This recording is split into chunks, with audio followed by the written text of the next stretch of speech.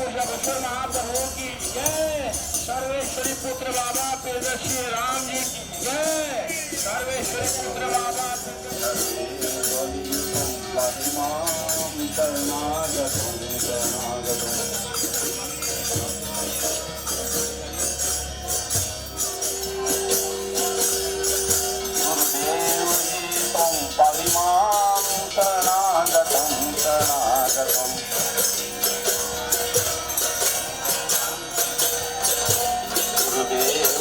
त्वं पाहि मां शरणागतं शरणागतं।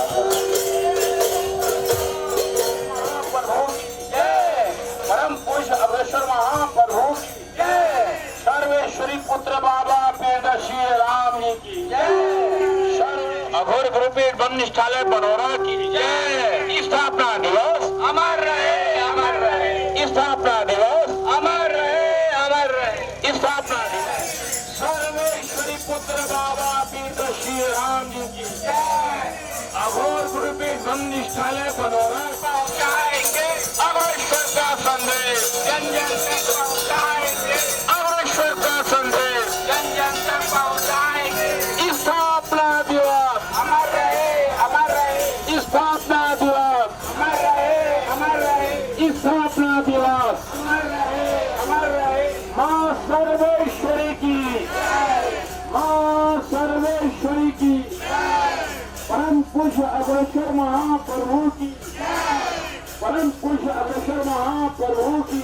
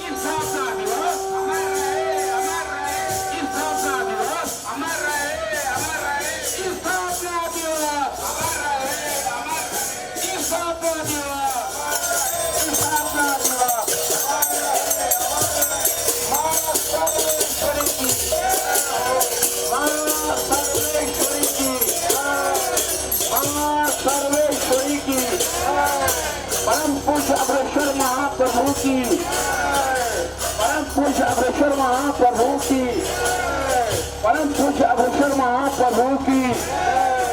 सर्वेश्वरी पुत्र बाबा प्रियदर्शी राम जी की, सर्वेश्वरी पुत्र बाबा प्रियदर्शी राम जी, सर्वेश्वरी पुत्र बाबा प्रियदर्शी राम।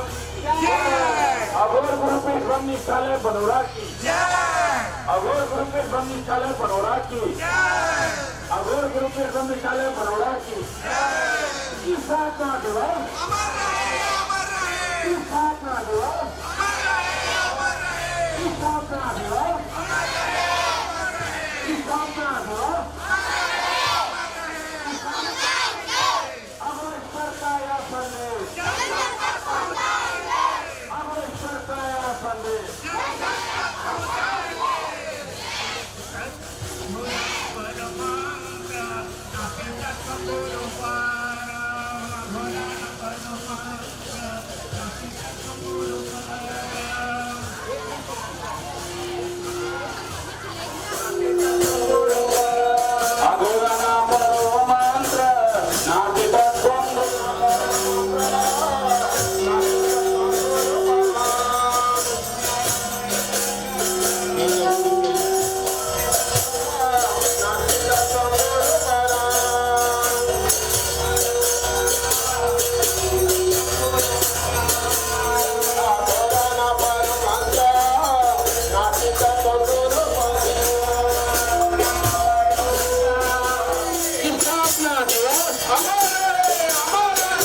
स्थापना दिवस, स्थापना दिवस,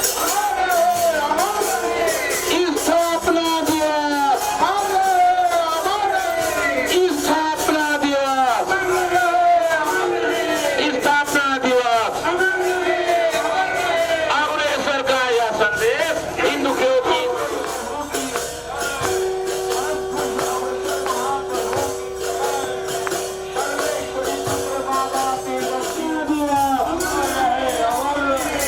स्थापना दिवस, स्थापना दिवस। मां सर्वेश्वरी की, मां सर्वेश्वरी की, परम पूज्य अग्रेसर महाप्रभु की, परम पूज्य अग्रेसर महाप्रभु की, सर्वेश्वरी पुत्र बाबा पीर श्री राम जी की, सर्वेश्वरी पुत्र बाबा पीर श्री राम जी की, अघोर गुरुपीठ ब्रह्म निष्ठालय बनोरा की, अघोर गुरुपीठ ब्रह्म निष्ठालय बनोरा की स्थापना दिवस।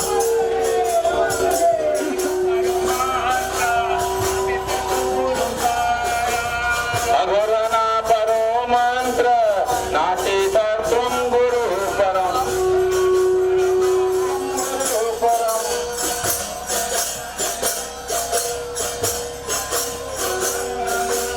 अघोरना परो मंत्र,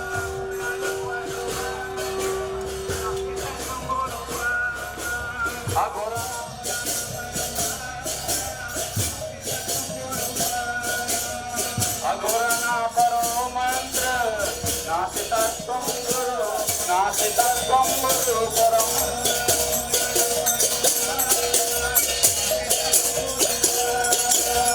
अघोरना परो मंत्र नाटे तत्वं गुरु परम।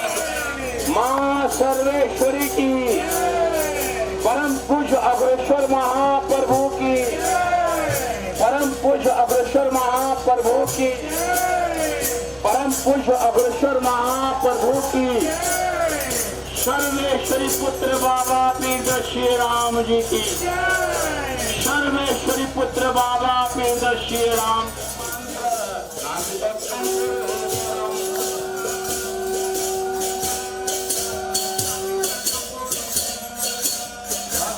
बाइक पे मैं जा रहा हूँ इधर था।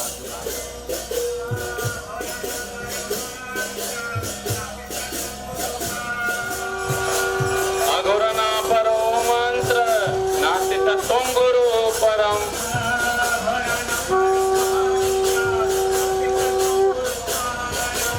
अघोरना परो मंत्र नास्ति तत्त्वं गुरु परम,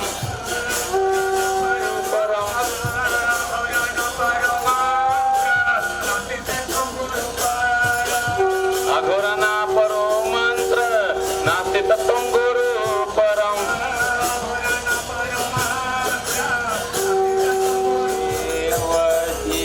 त्वं पाहि शरणागतं महाशरणागतं,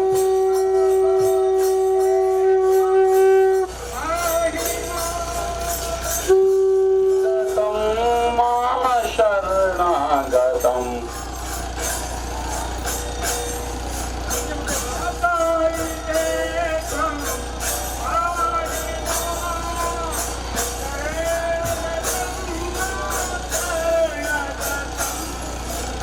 मां काली के पाहि मां, स्थापना दिवस,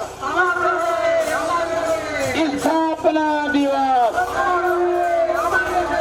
स्थापना दिवस, स्थापना दिवस। अग्रेसर का यह संदेश जन तक पहुंचाएंगे, अग्रेसर का यह संदेश जन तक पहुंचाएंगे, अग्रेसर का यह संदेश जन जन तक पहुंचाएंगे, अग्रेसर का यह संदेश जन जन तक पहुंचाएंगे।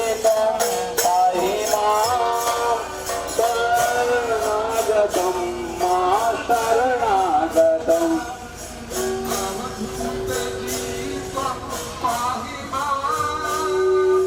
शरणागतं प्रभु शरणागतं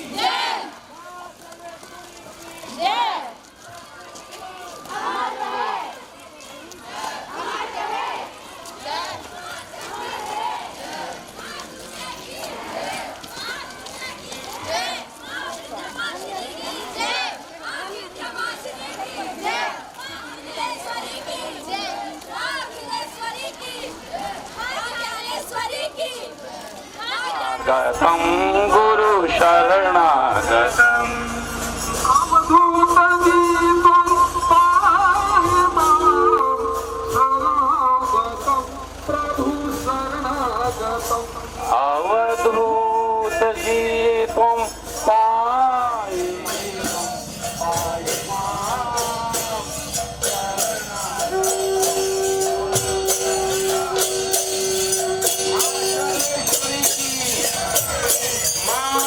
सर्वेश्वरी की परम पूज्य अग्रसर महाप्रभु की परम पूज्य अग्रसर महाप्रभु की सर्वेश्वरी पुत्र बाबा प्रियदर्शी राम जी की सर्वेश्वरी पुत्र बाबा प्रियदर्शी राम जी की अघोर गुरुपीठ ब्रह्मनिष्ठालय बनोरा की अघोर गुरुपीठ ब्रह्मनिष्ठालय बनोरा की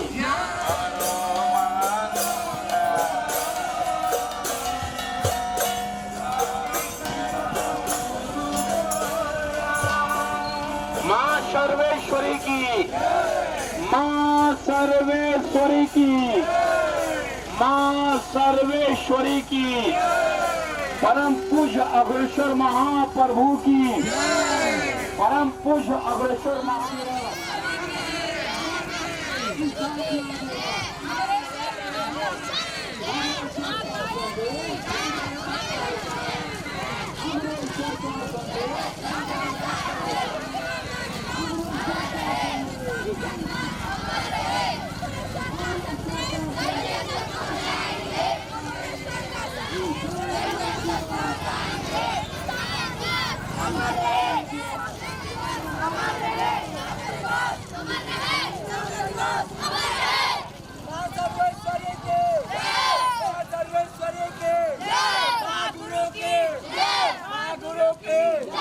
स्थापना दिवस स्थापना दिवस अमरेश्वर का संदेश अमरेश्वर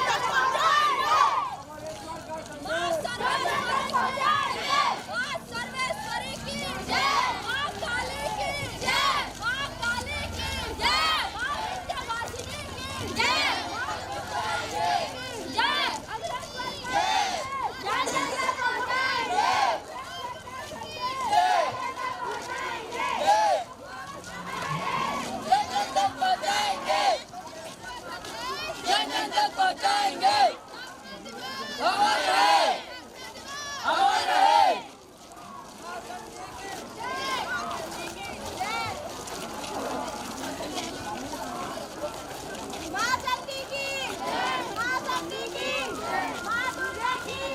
मां विंध्यवासिनी की जय अग्रसर की जय जय जय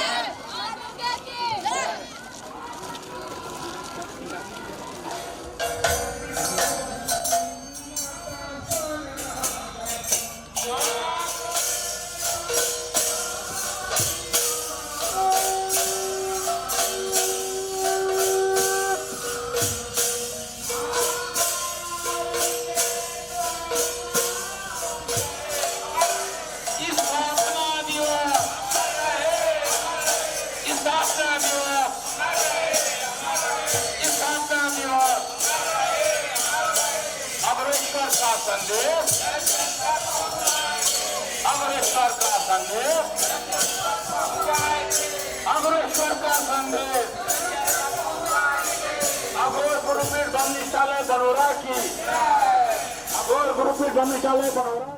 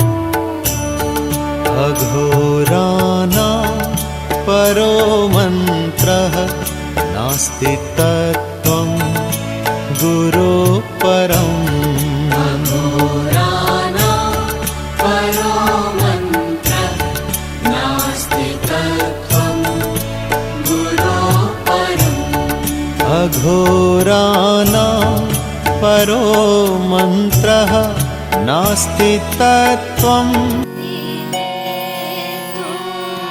भक्ति दे सबके हृदय दे।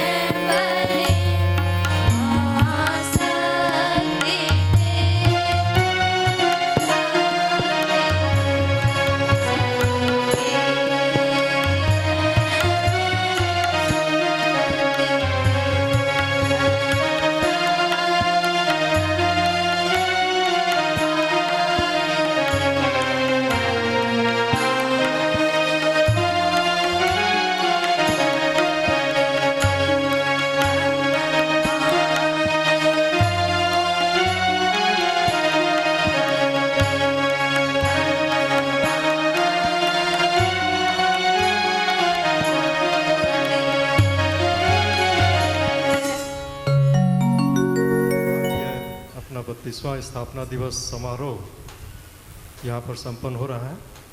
आप सभी का इस कार्यक्रम में आए हुए जनों का मैं हार्दिक स्वागत करता हूँ और एक स्वागत गीत के लिए आमंत्रित करता हूँ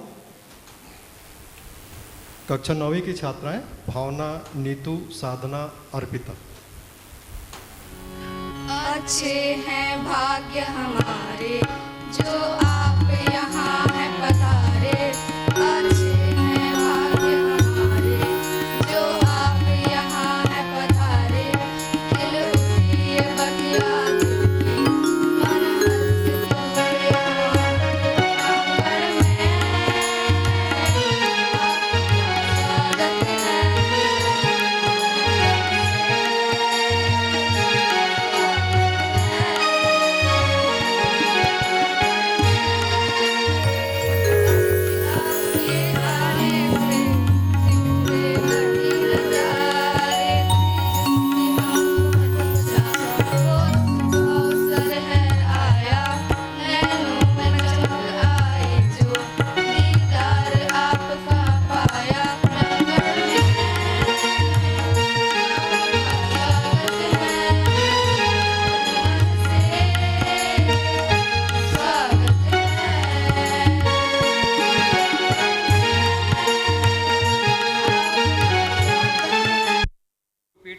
ब्रह्मनिष्ठालय बनोरा ज्ञान, कर्म, आस्था का अद्भुत केंद्र है। यह लोगों के लिए आध्यात्मिक प्रयोगशाला है। परम पूज्य बाबा जी के मार्गदर्शन पर संचालित इस आश्रम के विभिन्न शहरों में एवं प्रांतों में शाखाएं हैं एवं समस्त आश्रमों में अघोर गुरुपीठ ट्रस्ट बनोरा द्वारा संचालित विभिन्न सेवा कार्य, शिविर और अन्य कार्य आयोजित होते रहते हैं। सामाजिक कुरीतियों जैसे दहेज प्रथा, नशा उन्मूलन, शिक्षा के महत्व आदि जैसी क्रियाओं से जन सामान्य को अवगत कराना और सही दिशा देने के साथ साथ आश्रमों द्वारा निरंतर शिक्षा एवं स्वास्थ्य के क्षेत्र में कार्य किए जा रहे हैं, जिसमें गरीब, ज़रूरतमंद, असहाय लोगों को लाभ प्राप्त होता रहा है। आश्रम द्वारा नशा मुक्ति हेतु औषधि निःशुल्क उपलब्ध कराई जाती है, जिसके अंतर्गत इस वर्ष में 35 ज़रूरतमंदों ने औषधि प्राप्त की है।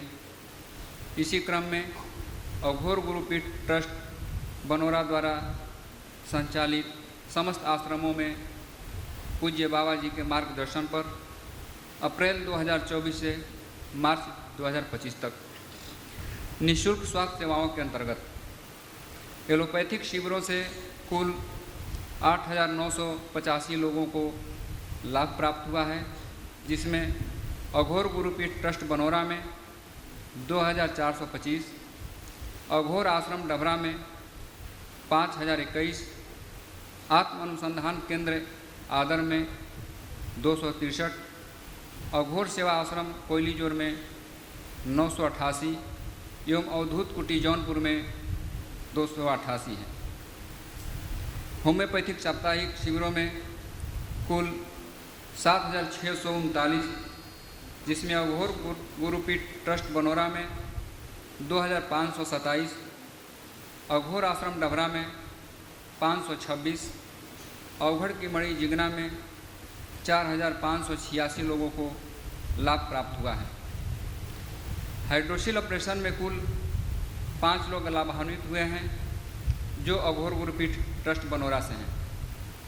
निःशुल्क चश्मा वितरण शिविर में कुल 7,494 लोगों ने लाभ प्राप्त किया, जिनकी संख्या अवघड़ की मड़ई जिगना में 6,086 जन हैं, जिन्हें आवश्यकता अनुसार आई ड्रॉप चश्मा वितरित किया गया एवं मोतियाबिंद की शिकायत से ग्रसित मरीजों को उचित परामर्श देकर आगे इलाज की पूर्ण जानकारी उपलब्ध करवाई गई तथा अघोर गुरुपीठ ट्रस्ट बनोरा में 1,305 जनों को आवश्यकता अनुसार आई ड्रॉप चश्मा वितरित किया गया है एवं मोतियाबिंद की शिकायत से ग्रसित 103 मरीजों का ऑपरेशन करवाकर लाभ पहुंचाया गया।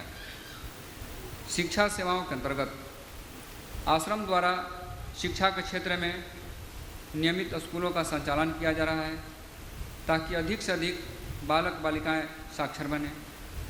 वर्ष 2023-24 में 10वीं कक्षा के बोर्ड परीक्षा में प्रथम श्रेणी में 32 विद्यार्थी तथा द्वितीय श्रेणी में 7 विद्यार्थी उत्तीर्ण हुए और 2024-25 में प्रथम श्रेणी में 25 विद्यार्थी, द्वितीय श्रेणी में 17 एवं तृतीय श्रेणी में 1 विद्यार्थियों ने अंक अर्जित किए। निर्धन छात्रों को निःशुल्क शिक्षा प्रदान की जा रही है, जिसके तहत वर्ष अप्रैल 2024 से मार्च 2025 में 104 छात्रों ने लाभ प्राप्त किया और वर्ष 2025-26 में 154 विद्यार्थियों को निःशुल्क शिक्षा दी जा रही है। निःशुल्क गणवेश शिक्षण सामग्री का वितरण वर्ष 2024-2025 में कुल 47 छात्रों को किया गया। वर्ष 2025-2026 में 99 विद्यार्थियों को किया जा रहा है। छात्रवृत्ति प्राप्त करने में 14 छात्र और 14 छात्रा कुल 28 ने सफलता हासिल की है।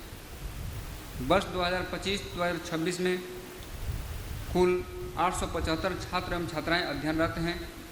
इनमें करीब कुल 154 विद्यार्थियों को निःशुल्क शिक्षा प्रदान की जा रही है। ग्रीष्मकालीन निःशुल्क शिक्षा की 45 दिवसीय कोचिंग में ग्रामीण क्षेत्र में निवासरत 10वीं कक्षा के 82 छात्र और 12वीं कक्षा के 60 छात्र कुल 142 छात्रों ने विशेष लाभ हासिल किया है। अन्य सामाजिक सेवाओं के अंतर्गत लाभान्वितों का सांख्यिकीय विवरण निम्नानुसार है। तिलक दहेज रहित विवाह में कुल 4 जोड़ों ने आगे बढ़कर विवाह किया, जिसमें बनोरा आश्रम से 3 एवं अघोर सेवा आश्रम कोयलीजोर से 1 जोड़ा है। अघोर गुरुपीठ ट्रस्ट बनोरा द्वारा संचालित आश्रमों में निरंतर आवश्यक उपयोग की वस्तुएं का वितरण किया जाता रहा है। ठंड के ठिठुरते मौसम में कुल 644 ज़रूरतमंद लोगों को रोज़मर्रा की चीज़ें उपलब्ध कराई गई, जैसे कंबल, साड़ी, धोती, नहाने का साबुन, कपड़ा धोने का साबुन इत्यादि, जो कि अघोर गुरुपीठ ट्रस्ट बनोरा में 98 पुरुष और 245 महिलाएं, अघोर सेवा आश्रम कोयलीजोर में 18 पुरुष और 98 महिलाएं, क्रिया कुटी खाड़ पाथर आश्रम रेणुकूट में 10 पुरुष और 70 महिलाएं एवं आत्म अनुसंधान केंद्र आदर में 105 लोग हैं। महिला शिल्पकला केंद्र रेणुकूट से कुल 8 महिलाओं ने लाभ लिया। पूज्य बाबा जी के मार्गदर्शन पर संचालित इन सभी आश्रमों में निरंतर समाज की सेवा का कार्य किया जा रहा है, जिसका लाभ ज़रूरतमंद, गरीब, असहाय और निरक्षर लोगों को प्राप्त हो रहा है। ये सभी सेवा कार्यक्रम श्रद्धालुओं के सहयोग से चलता है। हमें विश्वास है कि भविष्य में आप लोगों का निरंतर सहयोग मिलता रहेगा और सभी सेवाओं का संस्था द्वारा विस्तार होता रहेगा। जय माँ गुरु, जय माँ सरस्वती।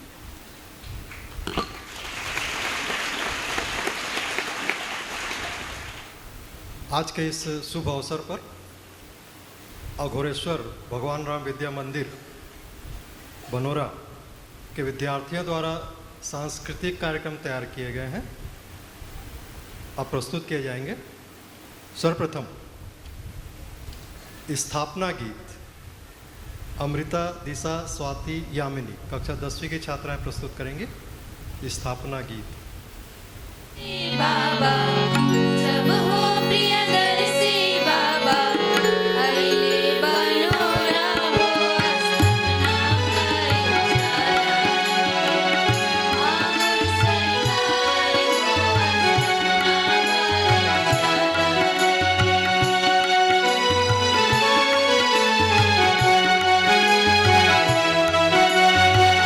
टाइगर से पैदल चली आइले बनोरा बनवा में आई बैठे महुआ के छाँव आंगन सरकार हो सपना भई सर्वेश्वरी के विभूति जब जागल माई अन्नपूर्णा लक्ष्मी निया भैली पागल बरसे लागल अन्न धन बरसे लागल अन्न धन भैले तैयार हो सपना भई चारणन के माँ गुरु सरकार हो सपना भई चारणन के जंगल माँ मंगल भई लागल असराम ताप के किरण फूट भागल अनहार हो सपना भई चारणन के माँ गुरु सरकार हो सपना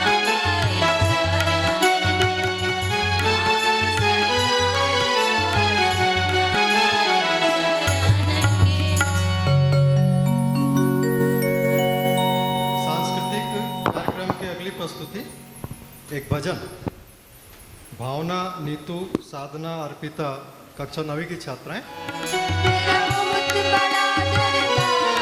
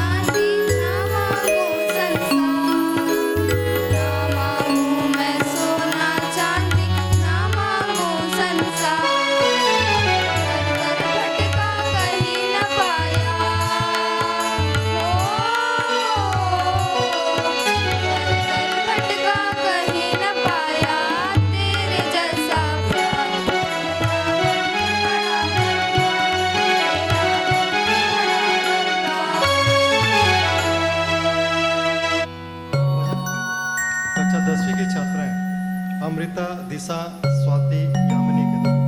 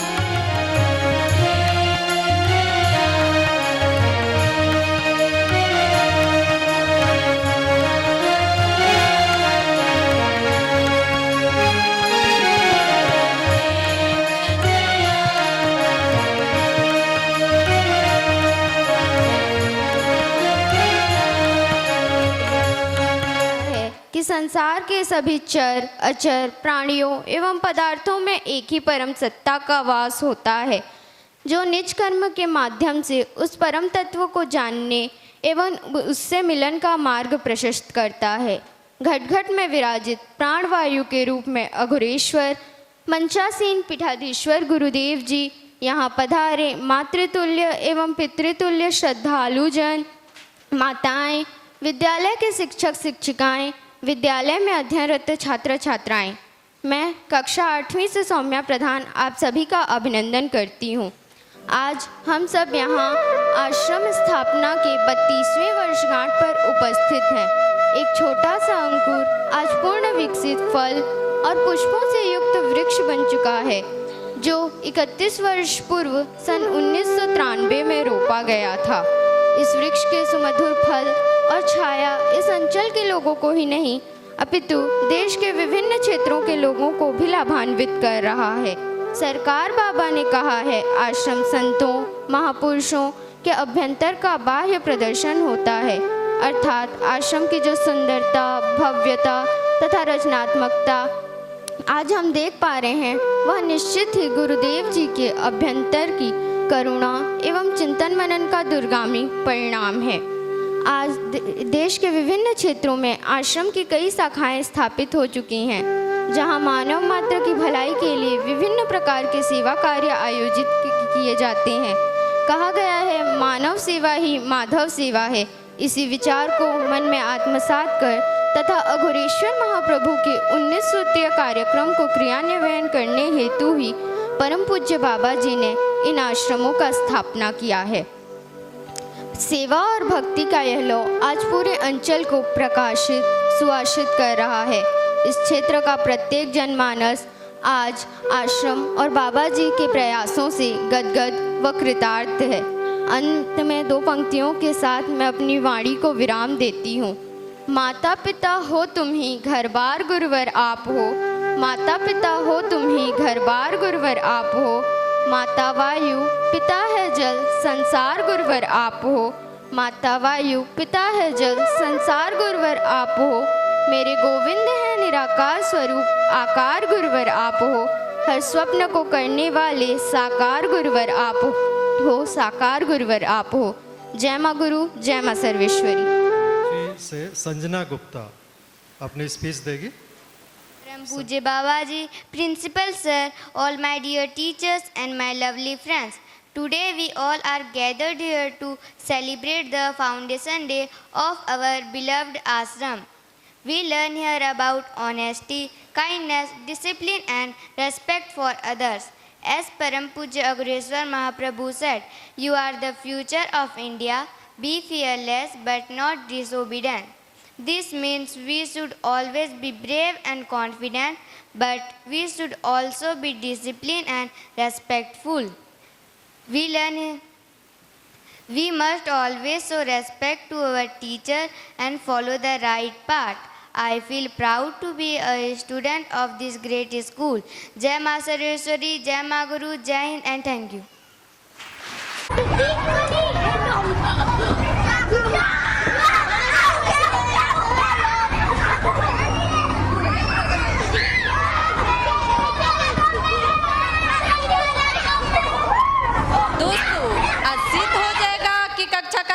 कौन है? तुम तो हर बार चमकते हो राघव भैया। सफलता का अर्थ दूसरों को पीछे छोड़ना नहीं होता राघव, बल्कि खुद को बेहतर बनाना होता है। मेहनत करना अच्छी बात है, लेकिन किसी को नीचा दिखाना नहीं। मेहनत तो तुम सभी करते थे, लेकिन क्या हुआ? हर बार की तरह इस बार भी मैं ही प्रथम आऊंगा, देख लेना तुम सब। चलो चलो, मैडम जी आ रही है।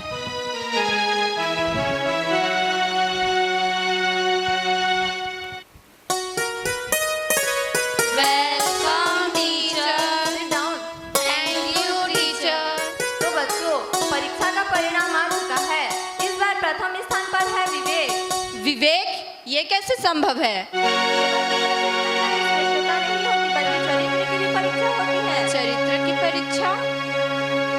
से दूसरा गुरुजी की गुण कथा। मंच पर परिवेश शांत है, चारों ओर छात्र ध्यानपूर्वक बैठे हैं। तो बच्चों, आज मैं तुम्हें एक ऐसी कथा सुनाने जा रही हूँ जो इतिहास ही नहीं बल्कि आत्मबोध का दर्पण है। त्रेता युग में एक युद्ध हुआ था राम और रावण के बीच। रावण कोई साधारण योद्धा नहीं था, बल्कि वह एक महान पंडित था, अत्यंत बलशाली था, अपार धन का स्वामी था। उसने देवताओं तक को पराजित किया था, फिर भी वह हार गया। फिर वह राम से कैसे हार गया? राम तो वनवासी थे और उनके पास कोई अस्त्र भी नहीं था, और रावण के पास बहुत सारे अस्त्र और सेनाएं भी थी। फिर कैसे हार गया? बैठो बैठो, कहानी को ध्यान से सुनो, मिल जाएगा। राम ने लक्ष्मण से कहा, लक्ष्मण जाओ, युद्ध तो समाप्त हो चुका है, रावण से कुछ सीखो। क्या राम अपने शत्रु से सीखने को कह रहे थे? हाँ, उनके पास चरित्र का गुण था। हाँ, तो बच्चों, राम के पास चरित्र का गुण था और रावण के पास चरित्र का गुण नहीं था। राम को अहंकार का ज्ञान था और रावण को ज्ञान का अहंकार था। रावण इसलिए हारा क्योंकि वह अहंकारी था और राम इसलिए विजयी बने क्योंकि उनके पास संयम था, मर्यादा थी और आत्मबल था। यही बात परम पूज्य अपरेश्वर महाप्रभु भी कहते हैं, निर्भीक बनो लेकिन उद्दंड नहीं, तेजस्वी बनो पर अभिमानी नहीं, संपन्न बनो पर विनम्र रहो। माँ सर्वेश्वरी का सच्चा सपूत वही है जिसका चरित्र निर्मल और आचरण स्वच्छ हो। आत्मबोध। राघव अकेले मंच पर आत्मचिंतन में डूबा है। ज्ञान मेरे पास भी था, पर जहर बन गया अहंकार का। आज विवेक ने सिखाया, सच्चा विजेता वह है जो दूसरों का आदर करे। मैं अब बदलना चाहता हूँ, माँ सर्वेश्वरी का सच्चा पुत्र बनना चाहता हूँ, चरित्रवान, शांत, नम्र।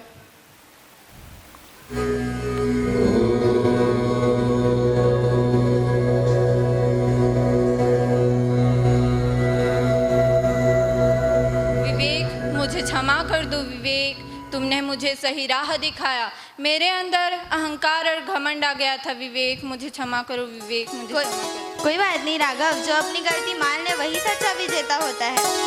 तो चलो बच्चों, हम सब मिलकर संकल्प लेते हैं, हम निर्भीक बनेंगे, हम निर्भीक बनेंगे, लेकिन उद्दंड नहीं, लेकिन उद्दंड नहीं। हम तेजस्वी बनेंगे, हम तेजस्वी बनेंगे, पर अभिमानी नहीं, पर अभिमानी नहीं। हम संपन्न बनेंगे, हम संपन्न बनेंगे, पर विनम्र रहेंगे, पर विनम्र रहेंगे। हम माँ सर्वेश्वरी का सच्चा सपूत बनेंगे, हम माँ सर्वेश्वरी का सच्चा सपूत बनेंगे। एकांकी का संदेश। विद्या, धन और शक्ति तब तक अधूरी है जब तक मनुष्य का आचरण निर्मल ना हो। शक्तिशाली वह नहीं जो सबको हरा दे, बल्कि वह है जो अपने अहंकार को जीत ले। सच्चा बल चरित्र में होता है। चरित्र वह आभूषण है जो कभी पुराना नहीं होता। यही मनुष्य की सच्ची विजय है। माँ सर्वेश्वरी की जय, माँ सर्वेश्वरी की जय। जय हिंद, जय भारत, जय छत्तीसगढ़।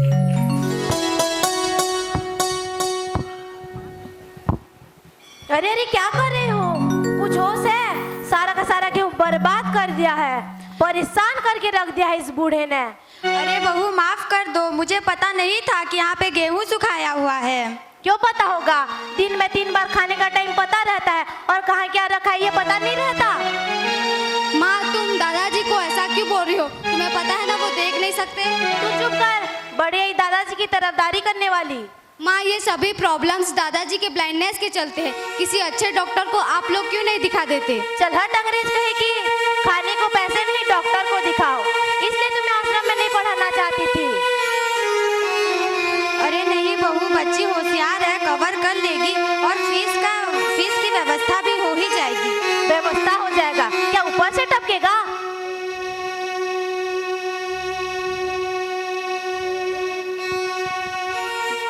अरे बेटी, तू इस सब की चिंता मत कर, स्कूल जा, मन लगा के पढ़, अपना और अपने घर वालों का नाम रोशन कर।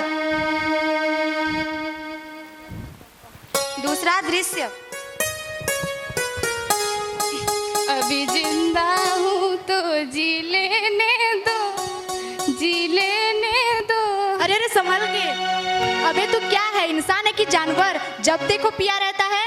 अबे चल हट, मैं अपने पैसे से पीता हूँ, तेरा क्या जा रहा है? चल भाग यहाँ से।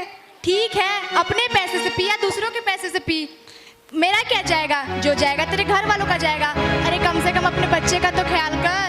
मेरे परिवार, मेरे बच्चे, सब मेरी जिम्मेदारी, इसमें तेरा क्या जा रहा है? ठीक है यार, कोई नहीं, चल घर चलते हैं। चल। भाभी जी, संभालिए भैया को, पूरे रास्ते गिरते पड़ते आए हैं, मोहल्ले वालों को तो परेशान करके रख दिया है। आप संभालिए, मैं जा रहा हूँ। सत्यानाश हो, आज फिर पी कर आ गए। कुछ काम धाम करना नहीं, बस पी कर यहाँ से वहाँ पड़े रहो। तू बस कर, मैं जब घर आता हूँ तू बकर बकर करती है। बाहर गाँव वाले, क्या मैं उनके पैसे से पीता हूँ? नहीं, आप अपने पैसे से पीते हो। ए, ज्यादा ज्ञान मत दे, ज्ञान मेरे अंदर कूट कूट के भरा है। हम तो पीते हैं। घर है क्या जान खाना? हे भगवान बचाओ, बचाओ भगवान। तीसरा दृश्य। कौन है आई? क्या महारानी, घोड़े बेच कर सो रही थी क्या? और चिल्ला तू, सोने की बात कर रहे हो? चैन नींद सब गायब है। क्यों, क्या हो गया? सब ठीक तो है? क्या बताऊं भगवान, इस संसार की सारी तकलीफ भगवान ने मेरे ऊपर डाल दी। एक बूढ़ा है जो दिन भर मुड़ करता रहता है, यानी शौचालय जाना है तो किसी को बुलाना पड़ता है। क्यों, देख नहीं पाते चाचा जी? अंधा है। और क्या समस्या है? एक बेटी है जो आश्रम में पढ़ना चाहती है। तो इसमें परेशानी ही क्या है? परेशानी? हम लोग की हालत तो देख रही है, खाने के लाले पड़े हैं, कहाँ से ट्यूशन की फीस, स्कूल की फीस लाऊंगी। इसी तरह 10वीं तक सरकारी स्कूल में पढ़ा लूंगी और हाथ पीले कर दूंगी। समझ गई तुम्हारी परेशानी, तुम चलो मेरे साथ। कहाँ? आश्रम और कहाँ? अरे इतना सुंदर आश्रम बाबा जी ने यहाँ बनाया है, तुम्हारे सभी कष्टों का निवारण एक ही स्थान पर होगा। चलो मेरे साथ। नास्ति तत्त्वं गुरु परम।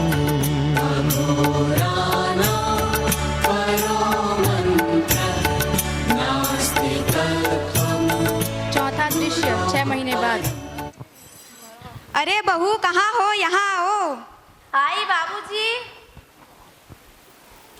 अरे अरे, ये क्या कर रही हो? उठो। बाबूजी मुझे क्षमा करें, मैंने आपको इतना बुरा भला कहा, लेकिन आपने मेरी बातों का नजरअंदाज कर दिया। अरे नहीं बहू, ये तो बाबा जी की कृपा है, मालिक की कृपा से आज मेरे मोतियाबिंद का सफल ऑपरेशन हो गया और आज बाबा जी की कृपा से मैं पूरी तरह देख सकता हूँ। हाँ बाबूजी, आश्रम की दवाई से आज मेरी नशे की आदत भी छूट गई और मुझे एक अच्छी कंपनी में नौकरी भी मिल गई है। दादाजी, माँ, बाबूजी। अरे क्या हुआ, क्यों चिल्ला रही हो? दादाजी, खुशखबरी है, गैस करो। क्या होगा? रास्ते में 1 रुपए का सिक्का मिल गया होगा। नहीं बाबूजी, मैं अपने कक्षा में प्रथम आई हूँ और मुझे अंग्रेजी में 95 अंक मिला है।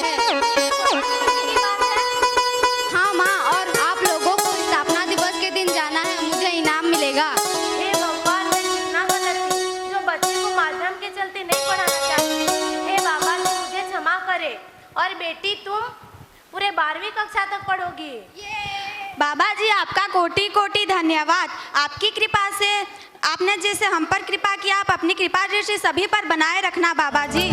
परो मंत्रः नास्ति तत्त्वं गुरु परम।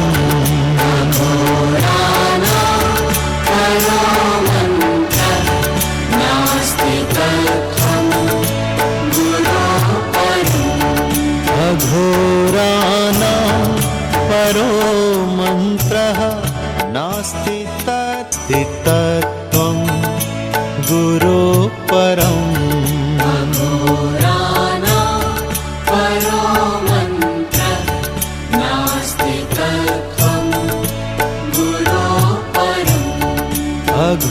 अघोराणां परो मन्त्रः नास्ति तत्त्वं गुरो परम्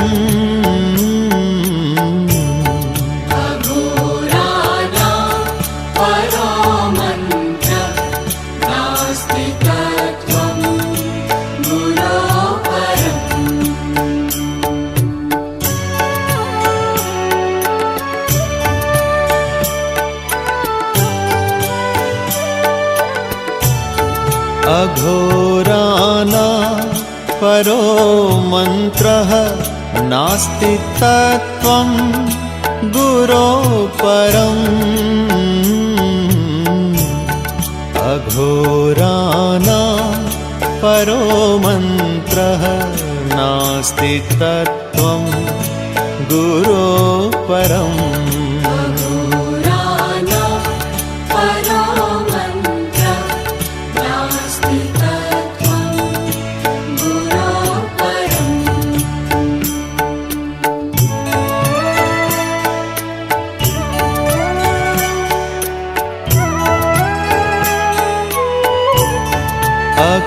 अघोराणां परो मन्त्रः नास्ति तत्त्वं गुरो परम्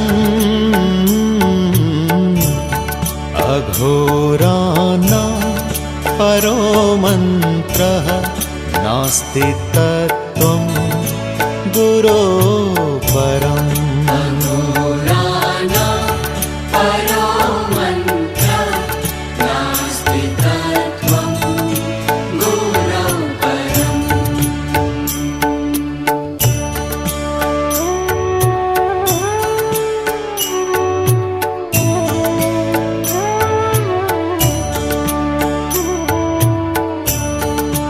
अघोराणां परो मन्त्रः नास्ति तत्त्वं गुरो परम्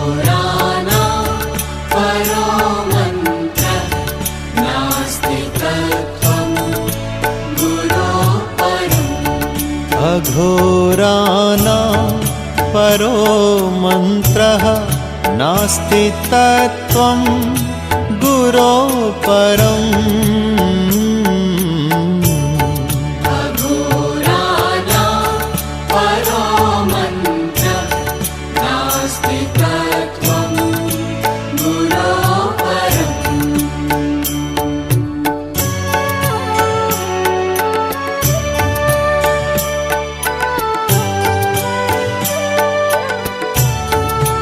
अघोराणां परो मन्त्रः नास्ति तत्त्वं गुरो परम् अघोराणां परो मन्त्रः नास्ति तत्त्वं गुरो परम्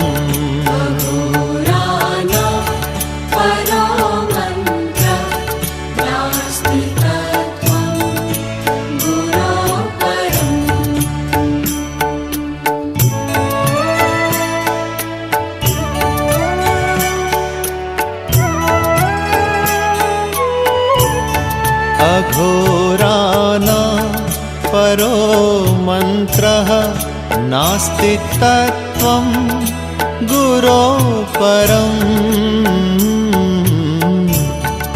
अघोराणां परो मन्त्रः नास्ति तत्त्वं गुरो परम्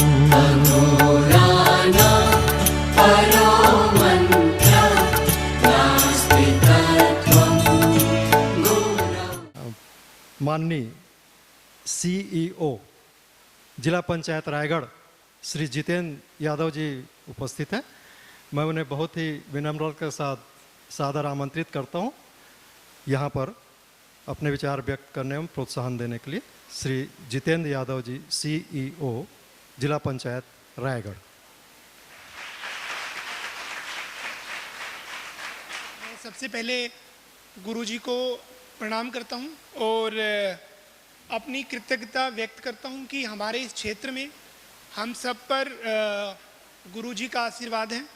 और आप सभी बच्चों को भी मैं ये बताना चाहता हूं कि आप सभी बच्चे बहुत ही भाग्यशाली हैं, बहुत किस्मत वाले हैं कि जो अपनी दिन की लाइफ में साल में बहुत सारे मौक़ों पर गुरुजी से मिल पाते हैं और उनका आशीर्वाद ले पाते हैं।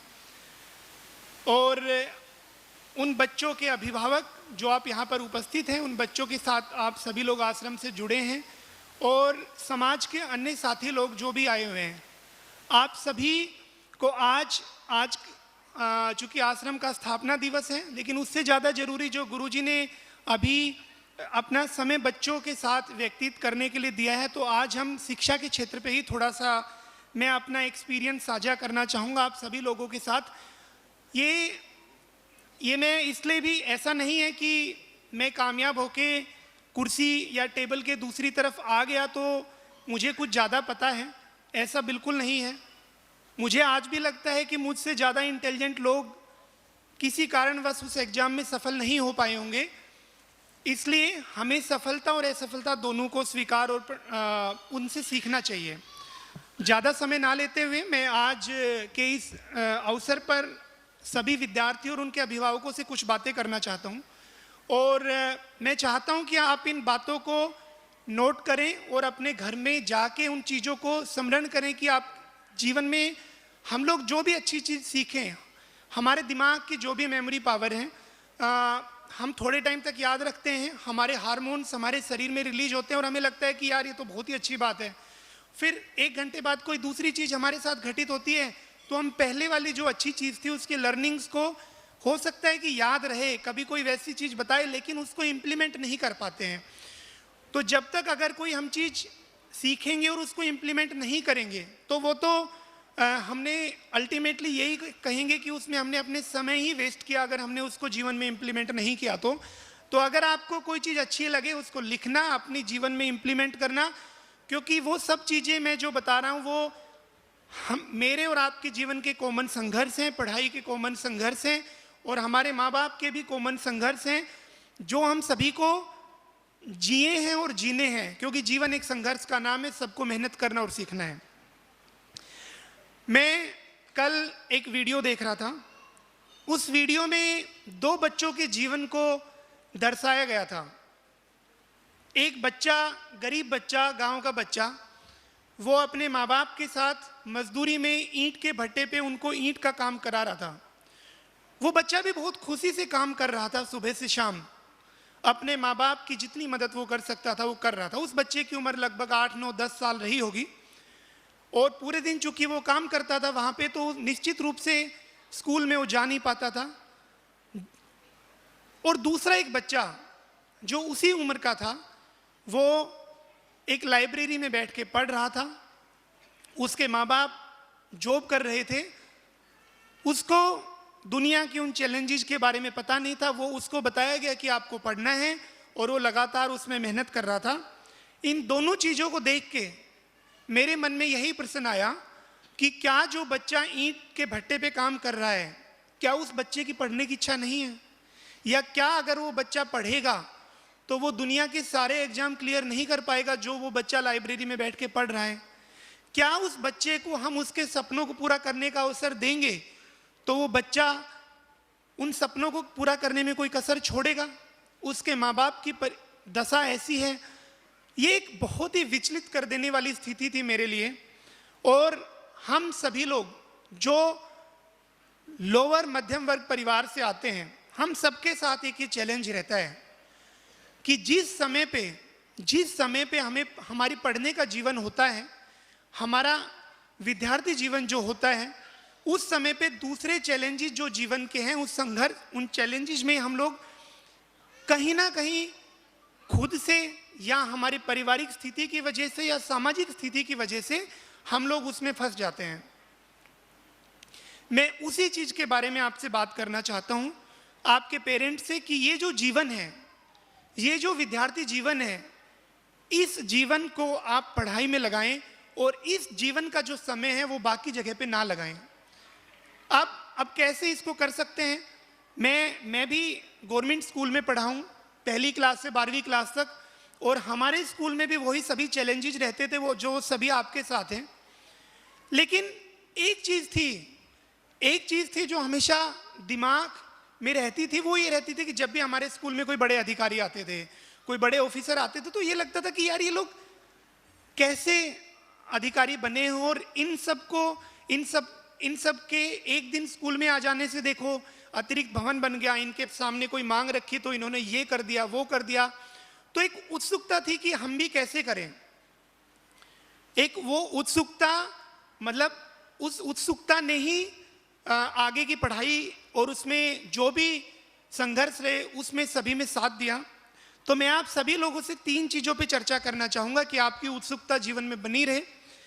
पहली बात तो आपको जीवन में कामयाब क्यों होना है, ये कारण बहुत ज़रूरी है, और ये कारण अगर आपको याद रहेगा तो लंबे टाइम तक जीवन में आप अपने कार्य के प्रति सजग और ईमानदार रहेंगे।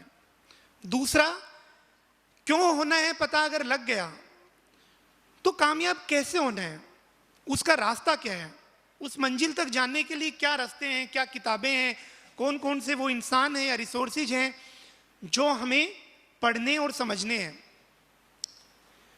जब हमें ये पता चल गया कि कैसे जाना है, तो हम अपनी मंजिल को छोटे छोटे टुकड़ों में तोड़ लेंगे कि उस मंजिल तक जाने के लिए छोटे छोटे हिस्से में क्या करना है। ये सीक्वेंस हमेशा जीवन में ऐसी ही रहनी चाहिए। यूजुअली हम लोग क्या करते हैं, हम चलना शुरू कर देते हैं, फिर उसके बाद हम पता करते हैं कि यार कैसे हुआ, फिर हम पता करते हैं कि क्यों जा रहे हैं हम। लेकिन आपको सबसे पहले ये जरूरी पता होना चाहिए कि हम क्यों जा रहे हैं, हम अपना जीवन क्यों जी रहे हैं, ये हम सबको पता होना चाहिए। हमारा जीने का मकसद क्या है? अगर कोई पैसा कमाना चाहता है तो उसका पैसा कमाने का मकसद क्या है? अगर आपने पैसे कमाने शुरू कर दिए और ये नहीं सोचा कि मैं क्यों कमा रहा हूं, तो निश्चित रूप से आप गलत रास्ते अपनाएंगे पैसे कमाने के, और जो पैसे आएंगे वो भी गलत जगह पे यूज होंगे। तो पहला, हमें कामयाब क्यों होना है, उसके बहुत से कारण हैं। पहली चीज, आप अगर कामयाब होंगे तो व्यक्तिगत रूप से आपका जीवन तो बदलेगा ही बदलेगा। आपका जो संघर्ष है, अभी आपको संघर्ष दिखेगा नहीं क्योंकि आप स्कूल में हैं और एक प्रोटेक्टेड बॉल, एक बैलून आपको पकड़े हुए हैं। उस बैलून, अभी आपसे कोई भी गलती होगी स्कूल के टीचर तक देख लेंगे, घर पे कोई गलती होगी पेरेंट्स देख लेंगे, बाहर भी कोई गलती होगी तो हम भी ये सोच के माफ कर देंगे कि यार बच्चे हैं। लेकिन जिस दिन आप इस स्कूल और शिक्षा प्रणाली से बाहर निकलेंगे, उस दिन आपको बचाने वाला कोई नहीं होगा। सारी गलतियों की चीजें आपको झेलनी पड़ेंगी, और अभी से जो गलतियां करेंगे वो क्यूमुलेटिव होती रहेंगी। तो खुद को एक अच्छा व्यक्तित्व, खुद का जीवन अच्छा रखना है, खुद गलतियों से बचना है, खुद हमें, और सबसे बड़ा कारण, खुद हमें दूसरे ऐसे लोगों की मदद करनी है जो अपनी मदद खुद नहीं कर पाते हैं। आप जब कामयाब हो जाएंगे तो उसके बाद भी कुछ लोग ऐसे रहेंगे जो परिस्थितियों की वजह से कामयाब नहीं हो पा रहे, जो धर्मजयगढ़, लेलूंगा जैसी जगह में उनके पास रिसोर्सेज नहीं है, तो आप कामयाब होकर ऐसे लोगों की जीवन बदल सकते हैं। आपके समक्ष बहुत सारे हमारे समाज में ऐसे टीचर हैं, हमारे समाज में ऐसे डॉक्टर हैं, हमारे समाज में ऐसे ऑफिसर हैं जो कामयाब होकर दूसरों का जीवन बदल रहे हैं। आपका जीवन और दूसरों के लिए जीना है। दूसरा, आपके परिवार में भी जो आपके परिवार, आपको लगता है कि मेरे माँ बाप बहुत ही संघर्ष वाला जीवन जी रहे हैं, उनके पास ज़्यादा पैसे नहीं हैं, वो एक बीमारी के समय उनको सोचना पड़ता है कहाँ जाएं, पैसों का कैसे करें, उनका भी जीवन आप कामयाब होके बदल सकते हैं। आप अगर कामयाब हुए, पढ़ाई का रास्ता और कामयाबी का रास्ता सबसे छोटा रास्ता है किसी का भी जीवन बदलने का। क्यों? अगर आप राजनीति करना चाहते हैं तो आपको 20 साल राजनीति करनी पड़ेगी, तब आप किसी पद में जाएंगे। अगर आप किसी दूसरे माध्यम से कोई किसी की मदद करना चाहते हैं तो आपको समय लगेगा कामयाब होने में। लेकिन पढ़ाई एक ऐसी चीज है कि, मतलब मैं अपना एग्जाम्पल बता रहा हूं कि ये एक एग्जाम क्लियर जब तक नहीं हुआ था तब तक चाहे मैं कितनी ही ज्ञान की बात करूं, कोई लोग मेरे को जानते नहीं थे। एक एग्जाम ने मेरा जीवन बदल दिया। मेरे माँ बाप का समाज में सम्मान बढ़ा, मैं जो अच्छी बातें करा दूसरे लोगों ने मानना शुरू किया कि शायद इन्होंने वैसी ही चीज की होगी तो हमें भी करना चाहिए। तो एक एग्जाम सबसे छोटे समय में आपका और आपके परिवार का जीवन बदल सकता है और उस जीवन से आप लोगों का जीवन बदल सकते हो। ये सबसे महत्वपूर्ण चीज है।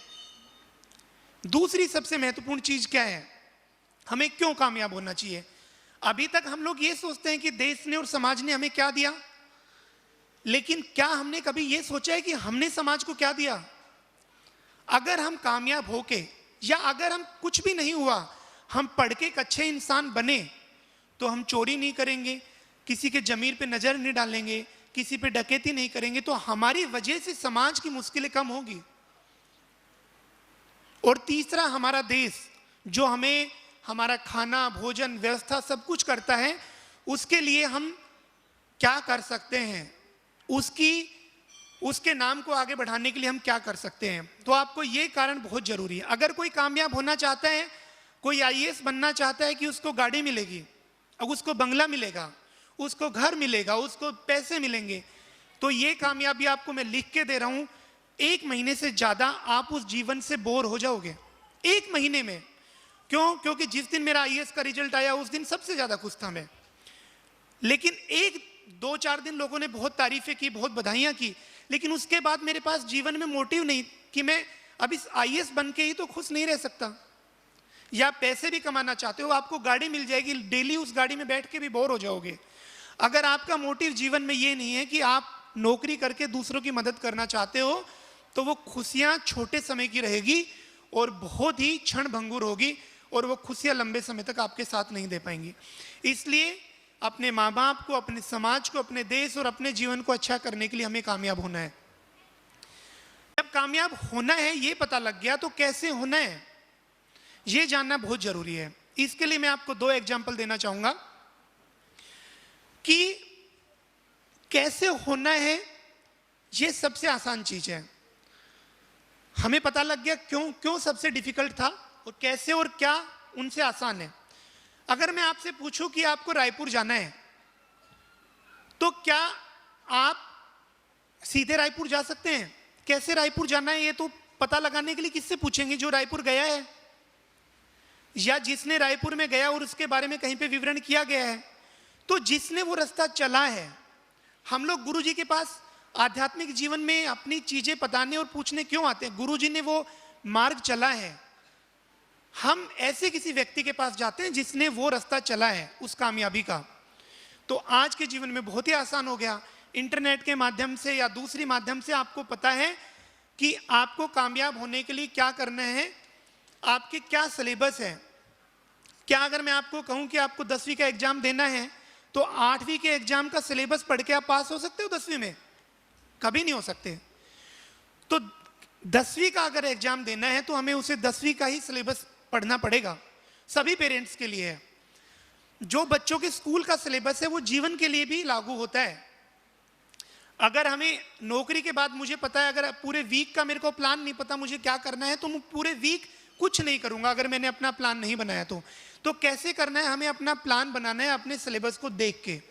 सिलेबस क्या है? जो चीज हमसे उम्मीद है, जो हमसे पूछा जाना है, उसको देख के। रायपुर कैसे जाना है इसके बारे में पढ़ना पड़ेगा कि कहाँ कहाँ से मुड़ना पड़ेगा, रेल में कहाँ से रेल बदलनी है, कहाँ से बस बदलनी है, वो आपका सिलेबस है। इसका एक सिंपल एग्जांपल देना चाहता हूँ, सब लोग समझ पाएंगे। सबको पता है कि वजन बढ़ने पे फिट होने के क्या तरीके हैं। सबको पता है कि हमें अपनी डाइट कंट्रोल करनी है, ज्यादा मीठा नहीं खाना, बाहर का तला हुआ नहीं खाना, और समय से एक्सरसाइज करनी है, और बस इस दिनचर्या को रिपीट करना है। लेकिन उसके बावजूद भी हमारे समाज में 50% लोग मोटे हैं। ये पता होने के बावजूद भी कि क्या करना है, उसके बावजूद भी हम उसको कर नहीं पा रहे, क्योंकि तीसरी चीज की कमी है, डिसिप्लिन। आपको पता चल गया क्यों करना है, ये पता चल गया कैसे करना है, लेकिन अगर आपने वो किया ही नहीं तो आप बैठे रह जाओगे। तो जीवन के सारे मूल्यों को छोड़ के अगर एक मूल्य हम याद रखें, वो क्या है? डिसिप्लिन। अगर हमने रायपुर तक का रास्ता चला ही नहीं तो हम रायपुर कभी पहुंच ही नहीं पाएंगे। अगर हम फिट होने के लिए अपनी डाइट कंट्रोल की ही नहीं, हमने एक्सरसाइज की ही नहीं तो हम कभी फिट नहीं हो पाएंगे, चाहे हमें दुनिया के बेस्ट डॉक्टर और बेस्ट इंसान हमें बता दे कि क्या करना है।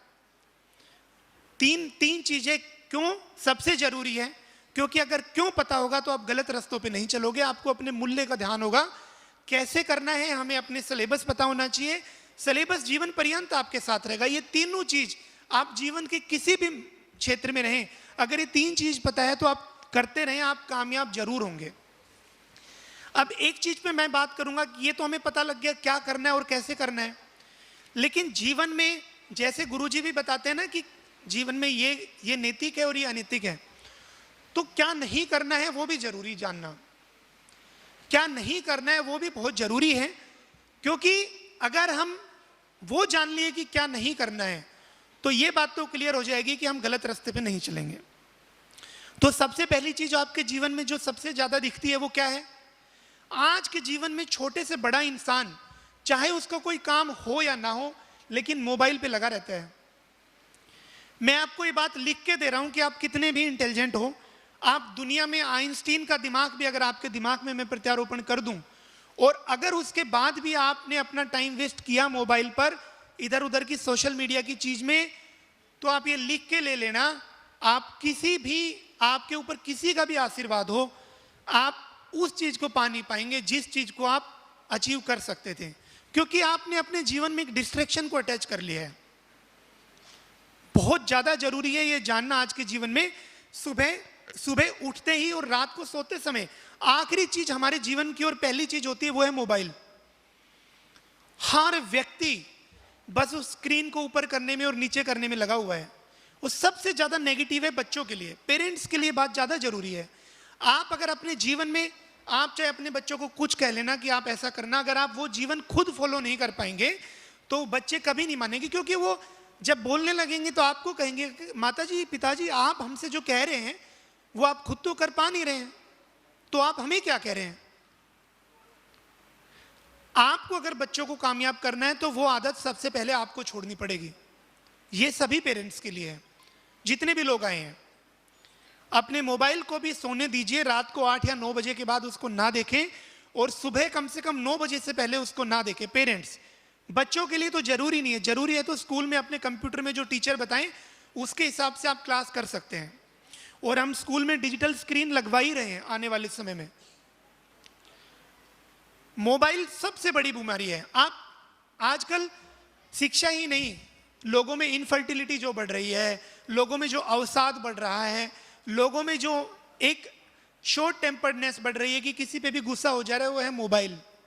क्योंकि हमारे जो स्ट्रेस हार्मोन्स हैं उसको बार बार वो प्रेस करता है और हम लोग बार बार अप एंड हाई करने की कोशिश करते हैं। दूसरी चीज क्या है जो हमें खराब कर सकती है अपने जीवन से, वो है हमारे जीवन में इस बात को समझना। छोटे बच्चे भी हैं, बड़े भी हैं, मैं अभी आज उस बात को बहुत ज्यादा रूप से नहीं रखना चाहूंगा कि आपकी जिस अवस्था में जो जीवन बना है उसी वैल्यू को जीना। बच्चों को लगता है कि शादी हम अपनी पसंद की करेंगे, जिससे चाहेंगे उससे करेंगे। माँ बाप को ऐसा लगता है कि हमें क्या मतलब है, वो ऐसा नहीं मिल रहा। छोटे बच्चे हैं, आज मैं उसके बारे में बात नहीं करना चाहता, वो हमारे 10वीं और 12वीं के बच्चों के लिए सबसे बड़ा डिस्ट्रैक्शन है। तो आप याद रखना, जिस शब्द को आप प्यार कहते हो वो जीवन में सिर्फ 2 ही लोगों से हो सकता है, क्योंकि प्यार शब्द का मतलब है अनकंडीशनल लव, है ना। तो 2 ही ऐसे लोग हैं जो आपको जीवन में आपकी इच्छा के विरुद्ध मिलते हैं, आप कंट्रोल नहीं है। पहला है आपके माँ बाप, आपको नहीं पता किस घर में आप जन्म लेंगे, और दूसरा है आपके बच्चे, आपको नहीं पता कि आपके बच्चे कौन होंगे। बाकी इस जीवन में जो भी इंसान आपको लगता है कि ये मेरे को प्यार करता है या करती है, वो सिर्फ एक एग्रीमेंट है आपके धन पर, आपकी सुंदरता पर, आपके किसी भी चीज पर, क्योंकि वो कंडीशनल है। तीसरी बात, नशे और दुर्व्यसन से गुरुजी ने पहले ही हमारे गुरु पूर्णिमा के दिन उस चीज को काफी अच्छे डिटेल में गुरुजी ने बताया है, तो मैं उस चीज को बताना नहीं चाहता। जो नशे आज के दिन जो भी परिवार में जो पैसे कमा लेता है उसकी पहली चीज होता है नशा और दूसरी चीज होता है चरित्र हनन। तो ज्यादा पैसे इसलिए भी मत कमाना कि ये चीज इन दोनों चीजों को खराब करती है। लास्ट में एक चीज कह के मैं अपनी बात को विराम दूंगा। सभी बच्चों के लिए ये बात, सभी बच्चों के लिए और पेरेंट्स के लिए भी समझने वाली बात है। मैं बस आपसे एक चीज पूछना चाहता हूं, हम सबने गाड़ी देखी है ना? उस गाड़ी में ब्रेक होता है। वो ब्रेक गाड़ी की स्पीड कम करने के लिए होता है या बढ़ाने के लिए? सब मोस्टली लोग बोल रहे हैं कम करने के लिए। लेकिन क्या किसी को पता है कि गाड़ी का वो ब्रेक गाड़ी की स्पीड बढ़ाने के लिए होता है? सोचो थोड़ा, सोचिए, अगर गाड़ी में ब्रेक नहीं होता तो क्या आप गाड़ी की स्पीड बढ़ा पाते जब खाली रोड होता? सबको ही डर होता ना कि ब्रेक नहीं होगा तो पता नहीं एक्सीडेंट हो जाएगा। अगर आपकी गाड़ी में ब्रेक नहीं होता तो आप गाड़ी की स्पीड एक लिमिट से बढ़ा ही नहीं पाते। सोचना इसको। तो ब्रेक जो है वो गाड़ी की स्पीड को कम करने के लिए नहीं है, बढ़ाने के लिए। मींस उस गाड़ी की क्षमता क्या है उसके देखने के लिए ब्रेक होना बहुत जरूरी है। अगर ब्रेक नहीं होगा तो आप गाड़ी स्पीड से तो बढ़ा ही नहीं पाओगे। अब इस चीज से मैं आपको क्या समझाना चाह रहा हूं, आपके पेरेंट्स जब आपको कुछ चीज के लिए रोकते हैं तो क्या वो आपको बढ़ने से रोकते हैं या वो आपको कुछ बड़ा बनाना चाहते हैं? आपके पेरेंट्स ने कहा कि बेटे 7 बजे के बाद घर से नहीं जाना। आपके पेरेंट्स ने कहा कि बेटे जो व्यक्ति नशा करता है उसके साथ मत रहना। आपके पेरेंट्स ने कहा कि बेटा ऐसा मत करना, वो गलत है, क्योंकि उन्होंने 30-40 साल वो जीवन जिया है। वो जो ब्रेक है वो आपके जीवन की स्पीड को कम करने के लिए नहीं, बढ़ाने के लिए है। ये बात को याद रखना। अगर कहीं हो तो इस चीज को लिख लेना अपनी डायरी में, जो आपके सामने हर दिन उसको पढ़ सकूं। और लास्ट चीज, अगर कामयाब हो भी गए, अगर कामयाब हो भी गए और आप करप्ट हैं तो आपकी कामयाबी से देश को फायदा नहीं, नुकसान है। अगर आप कामयाब हुए पैसा कमाने के लिए, दूसरों का हनन करने के लिए या अपनी आगामी 4 पीढ़ियों के लिए पैसा जोड़ने के लिए, तो आपसे अच्छा तो आप जंगल में ही थे। कम से कम वो पैसा बाकी लोगों में इक्वली बंटता। आपने उसको जोड़ लिया और वो पैसा सिर्फ अपने लिए गलत चीज के लिए यूज करना चाह रहे हैं। तो ऐसे कामयाब मत होना, मेरी रिक्वेस्ट है। क्यों? क्योंकि देश में हजारों लोग हर साल नौकरियों में आते हैं, उसमें से अच्छे नाम जब तक वो मरते हैं कुछ लोग ही बचा के रह पाते हैं, बाकी लोग समय से पहले ही खत्म हो जाते हैं। तो कामयाब अगर होना है तो हमें ईमानदारी के लिए, दूसरों की भलाई के लिए, क्योंकि कोई भी चीज आपको वो खुशी नहीं दे पाएगी जो दूसरों को भला करने वाली है। मैंने 1000 बार ये चीज देखी है। जब मैं नौकरी करने लगा, मेरे पास मेरी तनख्वाह आने लगी, मैंने सोचा कि मैं ये कपड़े पहनूंगा, वो कपड़े पहनूंगा, 1000 चीज करने लगा जो मैंने सोचा था। लेकिन 3 दिन से ज्यादा उन्होंने मेरे को खुशी नहीं दिया। लेकिन हर बार मैं ये बात मानता हूं कि जब भी मैं किसी गरीब आदमी की मदद करता हूं, जब भी किसी मेरे ऑफिस में आए हुए आदमी की ये मदद होती है कि उसको दोबारा चप्पल नहीं घिसनी पड़ेगी, तो लिटरली मैं रात तक हर टाइम मैं उसको याद रखता हूं कि मुझे वो चीज़ आंतरिक खुशी देती है। सबको ही वो ऐसा होता है। इसलिए सब लोग दान करना चाहते हैं, कुछ करना चाहते हैं, लेकिन कामयाब होना है तो उसका एकमात्र उद्देश्य है दूसरों की भलाई के लिए और समाज के कल्याण के लिए। Thank you so much. आप स्वयं एक IAS अधिकारी हैं और इस पद पर आकर भी आपने जितनी सहजता, सरलता से आज यहाँ पर बच्चों को व्यावहारिक रूप से मोटिवेट किया है, उसके लिए आपका बहुत बहुत धन्यवाद। कि जीवन एक संघर्ष है, इसे हम कठिन परिश्रम, अनुशासन एवं आत्मबल से ही इसका सामना कर सकते हैं। मंजिल यदि हमें अपनी पानी है तो हमें स्वयं ही चलना होगा। बहुत बहुत धन्यवाद IAS अधिकारी श्री जितेंद्र यादव जी आपका।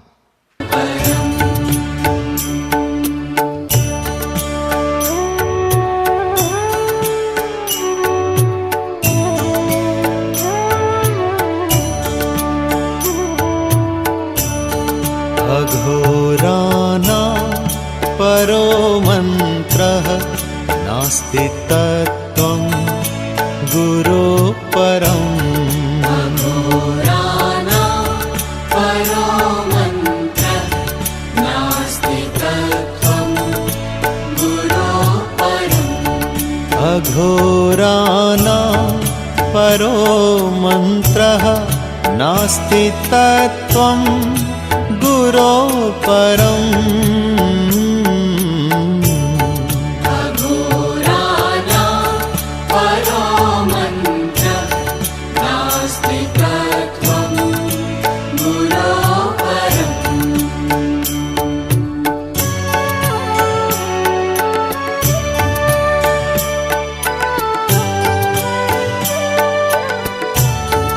अघोराणां